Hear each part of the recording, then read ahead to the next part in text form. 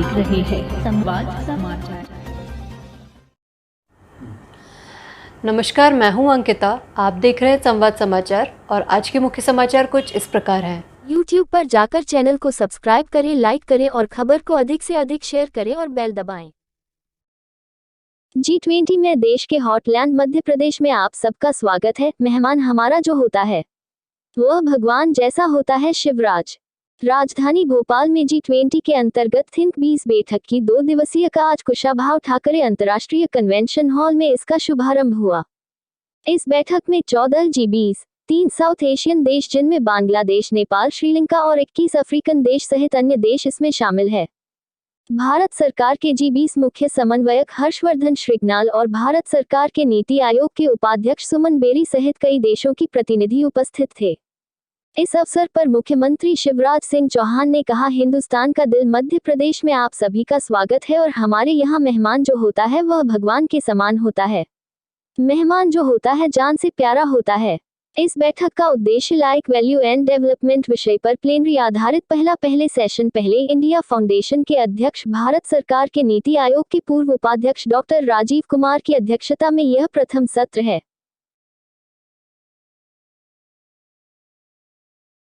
पहले मैं भारत के हृदय प्रदेश, heartland of India, Madhya Pradesh में, मतलब देश के दिल में, दिल से आपका स्वागत करता हूं, आपका अभिनंदन करता हूं। और केवल अपनी ओर से नहीं, मध्य प्रदेश की 8.5 करोड़ जनता की ओर से सारा मध्य प्रदेश प्रसन्न है। आज आप यहां पधारे हैं। अभी जब तेज तुलसी जी बोल रहे थे तो वो कह रहे थे कि हमें ऐसा लग रहा है जैसे कि मैं राजा हूं। मैं आपको बताना चाहता हूं, राजा नहीं, भारत गेस्ट को गॉड मानता है। अतिथि देवो भवा हमारी परंपरा है। ये भारत की परंपरा है कि मेहमान हमारे लिए भगवान जैसा होता है।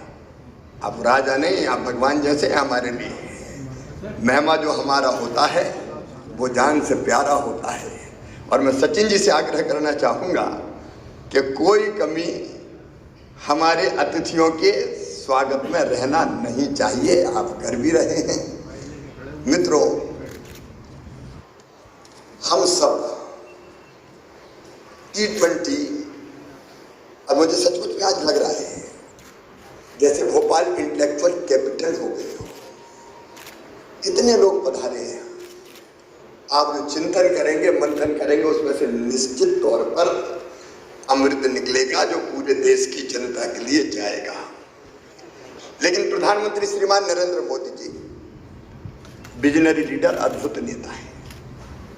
G20 की थीम जो इस बार है वो थीम जिसका बार बार उल्लेख हुआ है, one earth, one family, one future.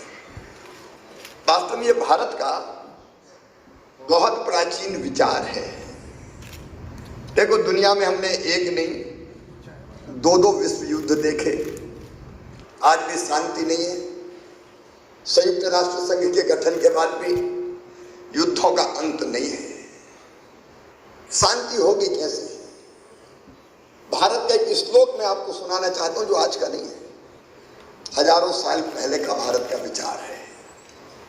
Bharat ने कहा, अयम निजम हरा व्यक्ति गणना लघु चेत साम उदार चरिता नाम तू वसुदैव कुटुंबकम। ये तेरा है, ये मेरा है। ये सोच छोटे दिल वालों का होता है। जो विशाल हृदय के होते हैं वो तो सारी दुनिया को ही एक परिवार मानते हैं।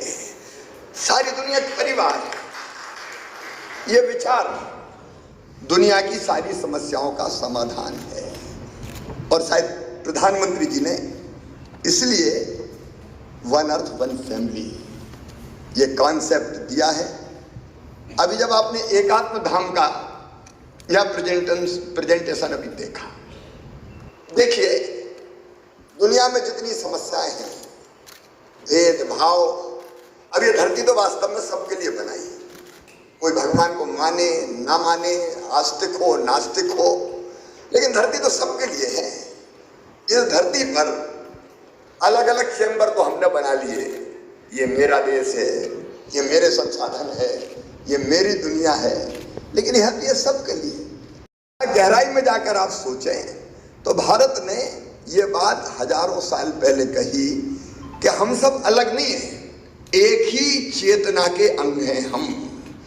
हमारे यहाँ कहते हैं सिया राम में सब जग जानी। कई लोग ये कहते हैं कि सब में उसी परमात्मा का अंश है, भेदभाव नहीं है, एक ही चेतना मनुष्य मात्र में है। और केवल मनुष्य मात्र तक सीमित नहीं रही, ये चेतना और आगे बढ़ी तो भारत ने तो ये भी कहा कि प्राणियों में वही चेतना है, और इसलिए हम प्राणियों की भी पूजा करते हैं। कई लोगों को अजीब लग सकता है, लेकिन गाय माता है, गाय की पूजा करो। देवताओं के जो अवतार हुए उनमें से प्राणियों के रूप में भी हुए, वो यही भाव है कि एक चेतना, वही चेतना प्राणियों में भी है, और वही चेतना हमने मानी पेड़ पौधों में भी। इसलिए भारत है जहाँ पेड़ों की भी पूजा की जाती है, पहाड़ों की पूजा करते हैं हम। हिमालय हमारे लिए देवतात्मा है। यहाँ एक पर्व होता है गोवर्धन पूजा। कृष्ण ने कई वर्षों पहले कहा कि और किसी भगवान को काहे को पूछते हो, ये पर्वत है, ये जहाँ में पेड़ से ऑक्सीजन मिलती है, फल मिलते हैं, पशुओं को चारा मिलता है, तो प्रकृति की पूजा करो। नदियों में, समुद्रों में, ग्रह नक्षत्र तारों में, सूरज में, चंद्रमा में एक ही चेतना। और ये विचार अगर व्यवहारिक रूप से, और इसलिए देखो भारत ने ये कहा आत्मवत सर्वभूतेषु, अपने जैसा सबको मानो। भारत में बच्चे ये कहते हैं प्राणियों में सद्भावना हो। जब कोई धार्मिक कार्यक्रम हमारे यहाँ होता है तो धर्म की जय हो, अधर्म का नाश हो, प्राणियों में सद्भावना हो और विश्व का कल्याण हो, सारी दुनिया का कल्याण हो। ये बच्चा गाता है। सर्वे भवन्तु सुखिनः, सर्वे सन्तु निरामया, सर्वे भद्राणि पश्यन्तु माँ कश्चित् दुर्भाग् भवेत्। यानी सब सुखी हो, सब निरोग हो, सबका मंगल हो, सबका कल्याण हो। सचमुच में ये अद्वैत का भाव सारी दुनिया से मतभेदों को मिटा सकता है और दुनिया को शांति की तरफ ले जा सकता है। मैं सारे थिंकर्स यहाँ आए हैं, मैं विचारक नहीं हूँ, मैं किसी विषय का विशेषज्ञ नहीं हूँ, लेकिन मैं T20 के सभी थिंक टैंक्स में बैठे उनसे ये अनुरोध करना चाहता हूँ कि जरा इस दिशा में सोचें। आज हम प्रकृति का शोषण कर रहे हैं, हम में सब शामिल है। कुछ देश ज्यादा कर रहे हैं, जो विकसित देश है उनमें संसाधनों का दुनिया का अंधाधुंध दोहन किया है। भौतिक प्रगति की चाह में आगे निकल गए, कई पीछे रह गए। हम ये सोचें कि प्रकृति का शोषण ना करें, प्रकृति का दोहन करें। शोषण और दोहन में अंतर है। अगर आम के पेड़ में आम के फल लगे हो तो तोड़ के खा लो, इसको कहते हैं दोहन। लेकिन कुल्हाड़ी लेके आप आम का पेड़ ही काट दो तो इसको कहते हैं शोषण। हमने भौतिक प्रगति की चाह में प्रकृति का अंधाधुंध शोषण किया, और जिसके कारण आज क्लाइमेट चेंज और ग्लोबल वार्मिंग के संकट का हम सामना कर रहे हैं। और ऐसे पर्यावरण को बचाएं। सचमुच में एक की है, और वो सबको, सारे देशों को सोचना पड़ेगा, दुनिया को सोचना पड़ेगा कि हम इस दिशा में कैसे जाएं। और छोटे छोटे कामों के द्वारा मध्य प्रदेश प्रधानमंत्री नरेंद्र मोदी जी का नेतृत्व अद्भुत है। आप जानते हैं उन्होंने दुनिया को लाइफ का कॉन्सेप्ट दिया, लाइफ। और लाइफ का अगर मतलब आप लाइफ और पंचामृत में भी उन्होंने कहा भारत 2030 तक अपनी गैर परंपरागत ऊर्जा क्षमता को 500 गीगावाट तक पहुंचाएगा। दूसरा उन्होंने कहा 2030 तक अपनी 50% ऊर्जा आवश्यकताओं को हम रिन्यूएबल एनर्जी के जरिए पूरा करेंगे। तीसरा उन्होंने कहा भारत 2030 तक कुल प्रोजेक्टेड कार्बन एमिशन में 1 बिलियन टन की कमी करेगा। ये भारत कह रहा है, प्रधानमंत्री श्रीमान नरेंद्र मोदी जी कह रहे हैं। चौथा उन्होंने कहा 2030 तक भारत अपनी अर्थव्यवस्था की कार्बन इंटेंसिटी को 45% से ज्यादा कम करेगा, और पांचवा 2070 तक भारत नेट जीरो का लक्ष्य हासिल करेगा। उनका लाइफ का आइडिया, ये पंचामृत सचमुच में दुनिया को बचाने का मंत्र है। और आज बेहद प्रासंगिक मैं इसको मानता हूं। अब ये सदी हमको धरती को समर्पित करना चाहिए। एक ग्रीन जीडीपी के बारे में आप लोग विचार करें। ग्रीन जीडीपी मतलब प्रगति की बात प्रकृति के साथ। प्रकृति से उतना निकालो जिसकी भरपाई प्रकृति अपने आप कर ले। इसलिए प्रगति प्रकृति के साथ। ग्रीन फाइनेंसिंग, पर्यावरण मित्र टेक्नोलॉजी का हम कैसे प्रभावी उपयोग करें और उसके उपयोग के लिए धन की व्यवस्था में सभी देशों की भागीदारी हो। ग्रीन एनर्जी के बारे में ट्रैक 3 में आप इस पर मंथन करने जा रहे हैं, इसलिए मैं उस पर विस्तार से नहीं बोलूंगा।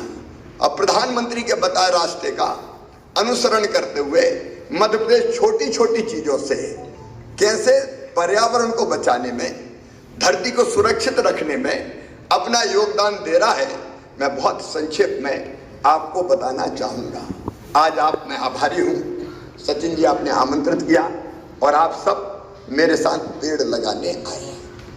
तो यह भाषण से नहीं होगा, स्पीच से नहीं होगा, इसको व्यवहार में उतारना पड़ेगा। इसलिए मैंने तय किया कि मैं रोज अपने दिन की शुरुआत पेड़ लगा के करूंगा, प्लांटेशन से करूंगा। और लगातार मैं पेड़ लगाता हूं और मैं अकेला नहीं लगाता, मेरे साथ अलग अलग संस्थाएं पेड़ लगाती हैं। फिर मध्य प्रदेश को हमने आह्वान किया कि भाई रोज मत लगाओ, लेकिन अपने जन्मदिन के दिन जरूर एक पेड़ लगाओ। मैरिज एनिवर्सरी पर जो शादी की वर्षगांठ है उस दिन एक पेड़ लगा दो। इससे बढ़िया मैरिज एनिवर्सरी और क्या हो सकती है। बच्चों के जन्मदिन पे पेड़ लगा दो, अपने माता पिता की पुण्य स्मृति में पेड़ लगा दो। हमने एक अंकुर पोर्टल बनाया और कहा कि पेड़ लगाओ और उस पोर्टल पर अपलोड करो। तो मुझे बताते हुए खुशी है कि 1 साल से भी कम हुआ है अंकुर पोर्टल लॉन्च किए हुए। लगभग 8 महीने में 37 लाख लोगों ने अपने जन्मदिन पर पेड़ लगाए और पोर्टल पर फोटो अपलोड किए। और केवल लगाने के अपलोड नहीं किए, 30 दिन बाद फिर फोटो अपलोड किया कि हमारा पेड़ ऐसा है, और 70 दिन बाद फिर अपलोड किया कि अब हमारा पेड़ ऐसा है। तो धीरे धीरे प्लांटेशन का एक वातावरण बन गया मध्य प्रदेश की धरती पर। हम केवल बात ना करें, हम अपने जीवन में उसको उतार के कुछ ना कुछ काम करके दिखाएं। 5 चीजें में, एक पेड़ लगाना, दूसरा प्रधानमंत्री जी ने कहा पर ड्रॉप मोर क्रॉप, पानी बचाने की बात उन्होंने कही। मध्य प्रदेश में हमने चलाया जलाभिषेक अभियान और उसमें हमने तय किया गांव का पानी गांव में रोकेंगे, खेत का पानी खेत में रोकेंगे। जनता के सहयोग से, केवल सरकार ने नहीं, जनता ने वाटर बॉडीज बनाना शुरू की सरकार के साथ मिलके, और हमने लगभग 4.5 लाख वाटर बॉडीज बना के कंप्लीट कर दी। छोटी बड़ी वाटर बॉडीज वाटर रिचार्जिंग का काम करने का काम कर रही है। और हर साल गर्मियों में हमारा जलाभिषेक अभियान चलता है, जहां जनता के साथ मिलके हम पानी बचाते हैं। मध्य प्रदेश में अब कैनाल इरिगेशन पे हम नहीं जा रहे, ड्रिप और स्प्रिंकलर प्रेशराइज पाइप की प्रणाली को अपना के हम पानी कैसे बचाएं। नहीं तो वाटर लेवल की जगह इतना नीचे चला जाता है कि वो एक अलग समस्या बन जाती है। तीसरी चीज, बिजली बचाएं। हम जानते हैं थर्मल पावर प्लांट पर्यावरण को कितना नुकसान पहुंचाते हैं, और इसलिए बिजली बनाना बिजली बचाना बिजली बनाने के बराबर है। ये हमने फैसला किया। हम ग्रीन एनर्जी की तरफ जा रहे हैं। मध्य प्रदेश में 5500 मेगावाट सोलर की एनर्जी हमने उत्पादित की है।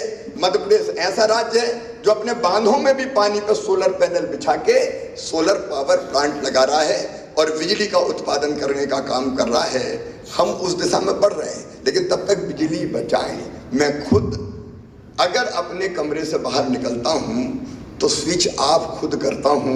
मैं वेट नहीं करता कि मेरे जाने के बाद कोई स्विच ऑफ करे। हमने ये छोटी छोटी चीजें हम नहीं कर सकते क्या? और पूरे मध्य प्रदेश को मैंने आह्वान किया है कि फालतू बिजली नहीं चलेगी, बिजली बचाने का काम करो। एक और महत्वपूर्ण अभियान, वो इससे थोड़ा अलग है, लेकिन वो है बेटी बचाओ अभियान। मैं मध्य प्रदेश के संदर्भ में कहना चाहता हूँ, हमारे यहाँ सेक्स रेशियो थोड़ा गड़बड़ा रहा था। बेटे ज्यादा पैदा हो रहे थे, बेटियां कम पैदा हो रही थी, इसलिए कि जो लोग मानते थे कि बेटा ज्यादा उपयोगी बेटा आए, हमने एक योजना बनाई मध्य प्रदेश में, लाडली लक्ष्मी योजना। और हमने तय किया कि बेटी अगर जन्म लेगी तो जन्म के साथ ही उसके खाते में 30,000 रुपया जमा हो जाएंगे। और उसको हमने पढ़ाई से जोड़ दिया। वो 5वीं पास करके 6वीं में जाएगी 2,000, 8वीं पास करके 9वीं में जाएगी 4,000, 11वीं और 12वीं में 6,000, कॉलेज में एडमिशन लगी तो 12,500, डिग्री प्राप्त करेगी तो 12,500, और जब शादी करके ससुराल जाएगी तो सीधे 1 लाख रुपया मिल जाएंगे। मध्य प्रदेश की धरती पर बेटी लखपति पैदा होगी।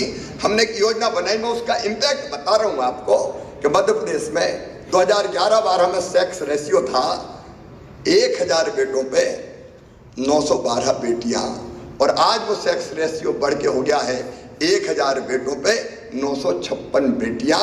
इसको हम बराबरी पर लाकर ही चैन की सांस। ये छोटे छोटे इनिशिएटिव्स सारी सोच और मानसिकता को बदल देते हैं। और एक हर काम करो तो जन भागीदारी के साथ करो। जनता को स्वच्छता की बात हो रही है। इंदौर हिंदुस्तान का सबसे स्वच्छ शहर है 6वीं बार, जो हमारी कमर्शियल कैपिटल है। भोपाल देश की राज्यों की राजधानियों में स्वच्छतम राजधानी है। लेकिन ये भी हमने बनाई तो जनता के साथ मिलके हम गांव का गौरव दिवस मनाते हैं, शहर का गौरव दिवस मनाते हैं। और उस दिन उस गांव और शहर के लोग जहां भी रहते हैं अपने गांव में आके, चाहे स्वच्छता हो, पानी बचाओ, बेटी बचाओ, आंगनबाड़ी अडॉप्ट करो, ऐसे कार्यक्रमों में हिस्सा लेते हैं। तो पब्लिक देखिए, जनता को साथ लिए बिना किसी समस्या का समाधान नहीं हो सकता।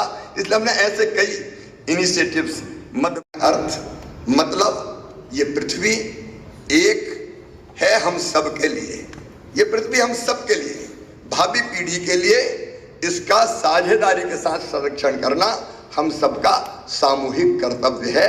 वन अर्थ, वन फैमिली, मैंने पहले ही बताया, पूरा विश्व एक परिवार है। और इसमें केवल मनुष्य नहीं बल्कि प्राणियों की भी तो चिंता करो। कई प्रजातियां खत्म होने की कगार पे हैं। अब हमारे यहाँ चीते बहुत थे हिंदुस्तान में, एक जमाने में चीते समाप्त हो गए। ये अलग बात है कि प्रधानमंत्री जी नामीबिया से फिर चीते लेके आ गए। तो मध्य प्रदेश आज टाइगर स्टेट भी है हिंदुस्तान का, लेपर्ड स्टेट भी है, क्रोकोडाइल स्टेट भी है, अब चीता स्टेट भी हो गया है, बल्चर स्टेट भी है हम, क्योंकि गिद्ध को बचाने का भी हमने काम किया है। ये धरती इनके लिए भी है, तो इनकी भी हम चिंता करें तो सब प्राणी और पेड़